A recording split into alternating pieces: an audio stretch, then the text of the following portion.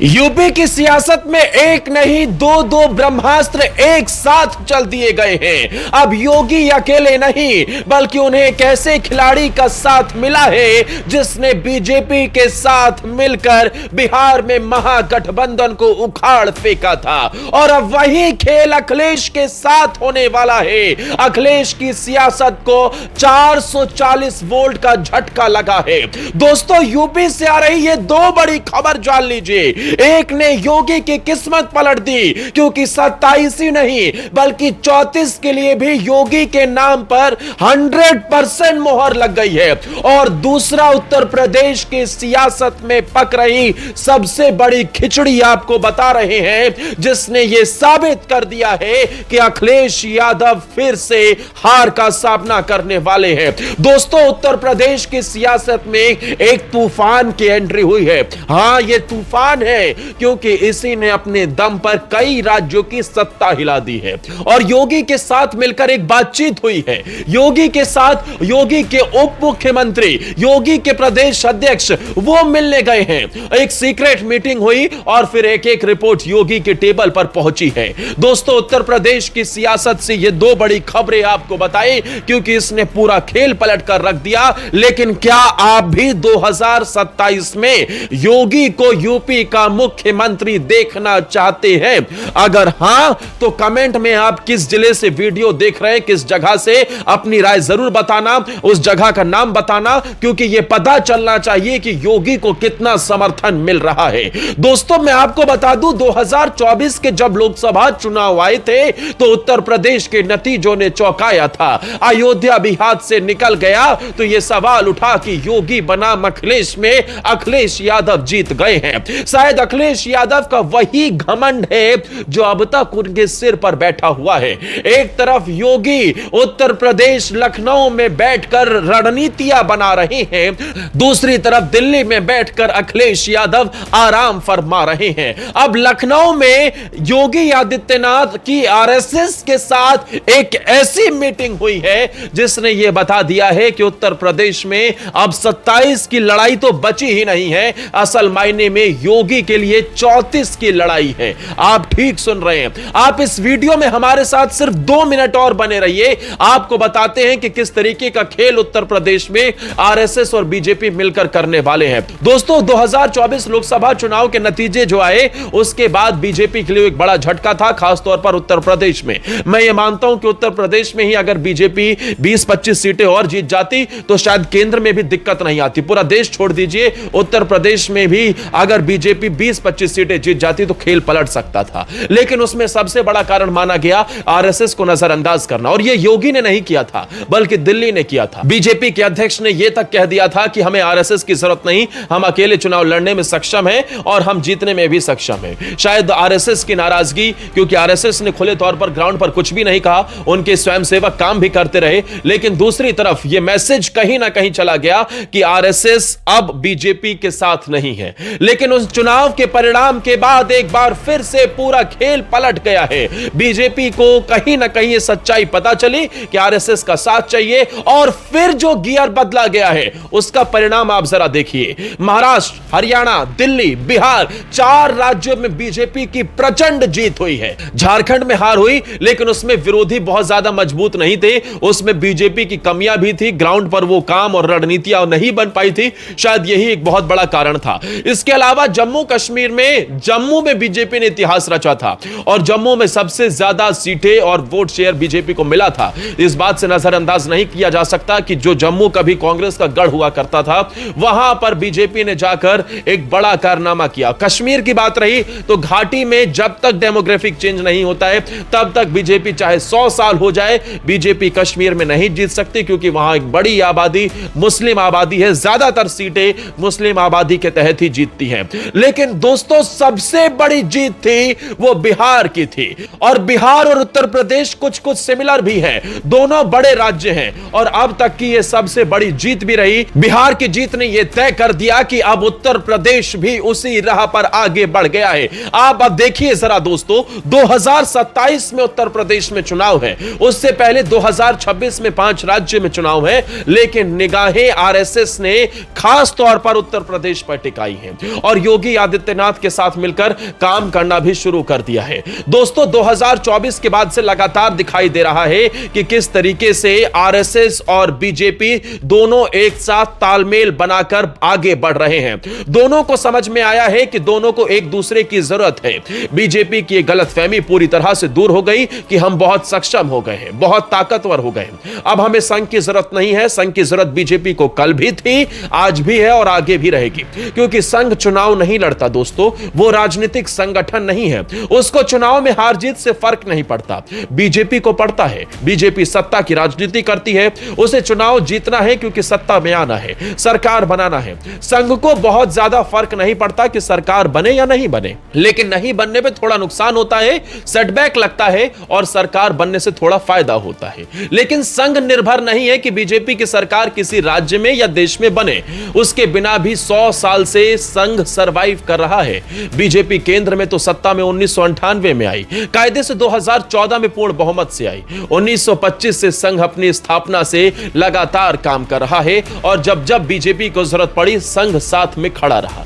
2024 के चुनावी नतीजों के बाद अब उत्तर प्रदेश की सियासत में संघ ने खास तौर पर विशेष फोकस कर दिया है, और इसकी सबसे बड़ी वजह आपको बताते हैं दोस्तों, उत्तर प्रदेश में लगातार हो रही मुलाकातें हैं। उत्तर प्रदेश की राजधानी लखनऊ में एक बड़ी बैठक हुई। संघ के वरिष्ठ नेता अरुण कुमार, उसके अलावा राष्ट्रीय संगठन महामंत्री बीएल संतोष और क्षेत्रीय प्रचारक उत्तर प्रदेश के संगठन मंत्री और साथ ही प्रदेश अध्यक्ष, इन सब की बैठक हुई संघ के मुख्यालय लखनऊ में। उसके बाद दोनों डिप्टी सीएम और इन बाकी नेताओं की बैठक मुख्यमंत्री योगी आदित्यनाथ के साथ हुई। तो संघ ने 2027 उत्तर प्रदेश विधानसभा चुनाव की तैयारी शुरू कर दी है। यह कोई बड़ी खबर नहीं है, बड़ी खबर यह है कि संघ के इस रवैये से, संघ की सक्रियता से बहुत स्पष्ट संकेत मिल रहा है कि संघ उत्तर प्रदेश का विधानसभा चुनाव भाजपा के भरोसे नहीं छोड़ना चाहता। संघ की पूरी और सक्रिय भागीदारी होगी,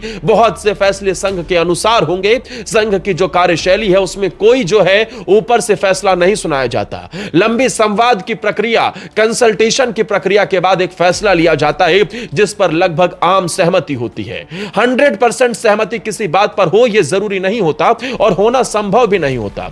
तो एक चीज इस बैठक में बहुत स्पष्ट हो गई है कि 2022 और 2024 में जो उत्तर प्रदेश में हुआ, जिस तरह से योगी विरोधी अभियान चलाने की कोशिश हुई, उस अभियान को संघ ने बंद कर दिया है। आप देखेंगे कि बैठकें हो रही हैं और चुनाव होने वाला है, एक भी बयान छोटे से बड़े नेता तक का यह नहीं आया कि 2027 का विधानसभा चुनाव किसके नेतृत्व में लड़ा जाएगा। तो उत्तर प्रदेश में जो नेतृत्व का सवाल खड़ा करने की कोशिश कर रहे थे 2022 में और 2024 में भी, हालांकि 2024 में लोकसभा चुनाव था, लेकिन योगी विरोधी अभियान ने देखा कि उसका असर क्या हुआ। मेरा आज भी मानना है कि 2022 में भी बीजेपी 300 पार कर सकती थी, लेकिन बीजेपी को 300 से ज्यादा सीटें अगर नहीं मिली तो उसका कारण समाजवादी पार्टी नहीं है, कोई और पार्टी नहीं है, उसका कारण सिर्फ और सिर्फ बीजेपी है। बीजेपी के जो राज्य के नेता हैं, स्थानीय नेता हैं, उनका जो अपना एजेंडा है, उसमें से कुछ लोगों की एक साथ जो भिड़ंत देखने को मिली, उनको सच्चाई नहीं दिखाई दे रही थी। उनको प्रदेश का भला, उनको पार्टी का भला, यह सब उनके लिए पूरी तरीके से गौड़ हो चुका था। अपने निजी फायदे और अपनी महत्वाकांक्षा को वो प्रमुखता पर रख रहे थे, और शायद यही था जिसके कारण उन्हें पहले तो 2022 में झटका लगा और फिर 2024 में लोकसभा चुनाव में भी झटका लगा। अब जरा आरएसएस की जो बैठक हुई है उसकी बड़ी बातें आपको बता देते हैं कि आरएसएस की बैठक से क्या खेल निकलकर सामने आया है। दोस्तों, आरएसएस की यह बैठक हुई, इसके साथ यह तय हुआ कि उत्तर प्रदेश सरकार के जितने भी प्रभारी मंत्री हैं वो संघ के साथ समन्वय को और आगे बढ़ाने का काम करेंगे। जो अलग अलग जिलों के प्रभारी मंत्री बनाए गए हैं वो जब जब उन इलाकों का दौरा करेंगे तो वो संघ के कार्यालय में भी जरूर जाएंगे। ये क्लियर हो गया, नंबर 1।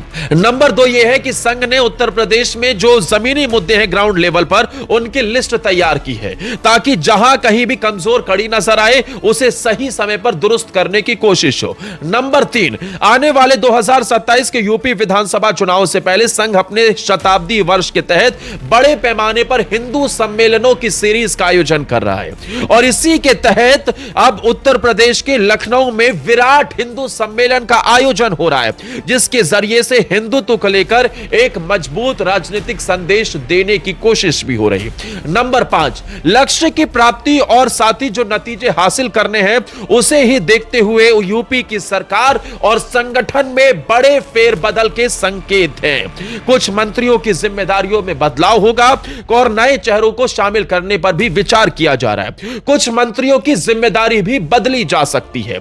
जल्द ही उत्तर प्रदेश को नया अध्यक्ष भी मिलने वाला है। अब आपको बताते हैं कि बिहार के किस राजनीतिक प्रयोग को उत्तर प्रदेश में उपयोग में लाने की कोशिश है। तो इसमें सबसे पहली बात यह है कि आरएसएस ने जब डेटा जुटाया, आरएसएस की तरफ से इंडियन एक्सप्रेस को एक रिपोर्ट बताई गई आरएसएस के सूत्रों के हवाले से कि बिहार चुनाव में एनडीए के सभी दलों का वोट शेयर बढ़ा है और इसके पीछे सिर्फ और सिर्फ बीजेपी नहीं है बल्कि संघ की ग्राउंड जीरो पर मेहनत का परिणाम है। बीजेपी नेतृत्व यह मानकर चल रहा था कि 122 का यह बहुमत का आंकड़ा पार कर लेंगे, लेकिन संघ की सोच यह थी कि बिहार के लोग सिर्फ सरकार के कामकाज, राष्ट्रवाद और हिंदुत्व के हितों जैसे मुद्दों पर वोट डालें, क्योंकि बिहार की पॉलिटिक्स जातीय आधारित होती है। लेकिन इन सब को डाइवर्ट करके आरएसएस ने हिंदुत्व, सरकार के कामकाज और राष्ट्रवाद के मुद्दे पर पूरी मेहनत की ग्राउंड पर, जिसकी वजह से यह जातीय फैक्टर गौण हो चुका था